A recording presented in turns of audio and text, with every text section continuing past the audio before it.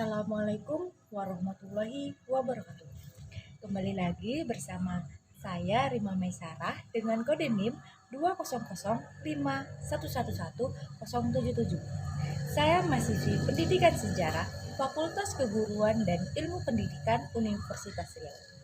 Nah, di video kali ini saya akan menyelesaikan ujian akhir semester saya dengan mata kuliah Sejarah Indonesia Masa Kolonial dengan dosen pengampu Bapak Nurdiansyah MPD. Di video kali ini saya akan menjelaskan materi saya yaitu mengenai sejarah Sumpah Pemuda. Ditunggu materi selanjutnya ya. Bye-bye. Pengertian pertama itu pengertian Sumpah Pemuda. Apa ya Sumpah Pemuda itu? Sumpah Pemuda adalah salah satu tonggak sejarah yang penting bagi bangsa Indonesia.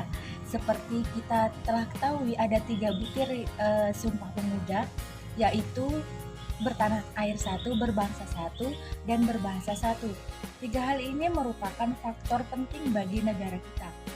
Sumpah Pemuda merupakan bukti otentik bahwa pada tanggal 28 Oktober 1928 bangsa Indonesia dilahirkan.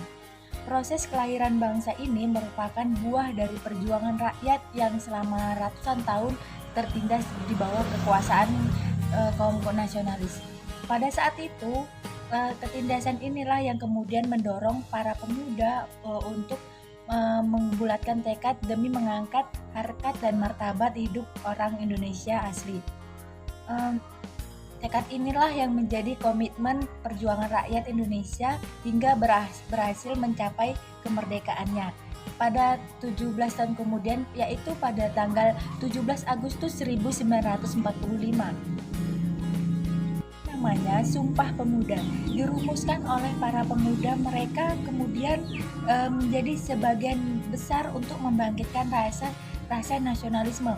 Para pemuda tidak lagi berjuang sendiri, melainkan bersama-sama. Perlu kita ketahui, Sumpah Pemuda tidak lahir begitu saja. Banyak hal yang melandasi para pemuda untuk bertekad untuk bersatu. Mereka berpikir tidak akan bisa membuat Indonesia merdeka apabila berjuang sendiri. Kegagalan perjuangan dalam memerdekakan Indonesia, mereka sadar bahwa rasa nasionalisme harus dipadukan. Oleh karena itu, diadakanlah Kongres Pemuda 1 dan Kongres Pemuda 2.